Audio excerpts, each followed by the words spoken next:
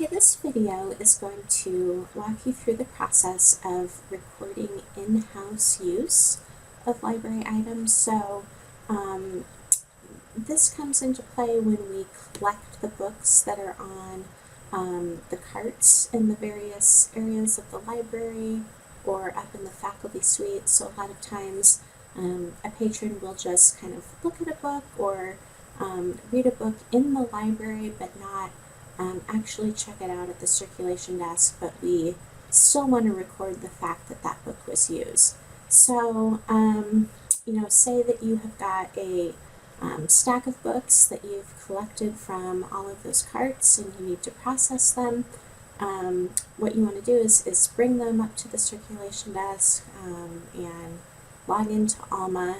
And where you're going to want to start is by taking them and just checking to see if any of them were actually checked out, because probably 75% of the time it's on one of those carts because it was just used within the library. There's certain occasions that someone will just use that as a place to return their book that they've checked out instead of bringing it up to the circulation desk. So if that's the case, we want to make sure that it gets checked back in properly.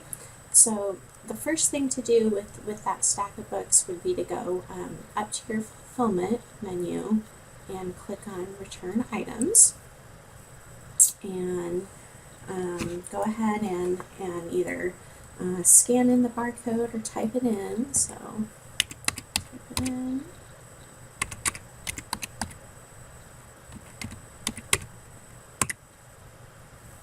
Okay. So this happens to be a book that was not checked out, and you can see that it says right here in this blue bar, the item is not on loan. So that lets you know that it wasn't checked out, and there's going to be another step that you need to perform to record the in-house use, but you want to make note of that. Now, if it had checked in, like a normal book where you would see the title down here, you would have seen the borrower's name and all of this information would have been filled out. You can go ahead and stop the process at this point. That means the book is checked in and you can go ahead and put it on the reshelving cart.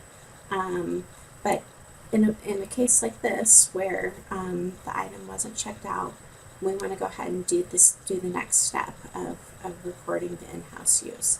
So to do that, you're going to go back up to your fulfillment menu, and this time you're going to choose Scan In Items. Okay, now you'll see a similar kind of screen. The thing that you really want to check here is that if it's not already checked, you want to make sure that there's a check mark here next to where it says Register In-House Use. And otherwise, it's just like checking a book in. You're scanning the barcode or typing it in if you need to.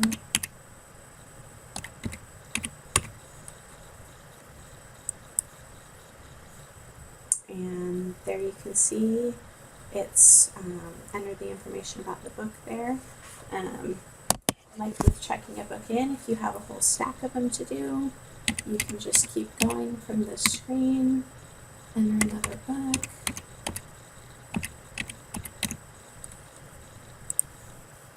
and you can do a whole list of them this way. So I find it's easiest to toggle between the two screens. If you have a whole stack of books, do the return process for all of them and kind of sort them into the two piles, those that have been checked out and those that haven't. And then for those that haven't been checked out, then I would go and take them all and record the in-house use through the Scan In Items function. And then once they're recorded this way, they can also go over to the reshelving cart to the right of the circulation desk. And as with anything, you always want to make sure you hit either the exit button or go back to the home screen, just to make sure that no information is left up. So that is how to record in-house use of books in the library.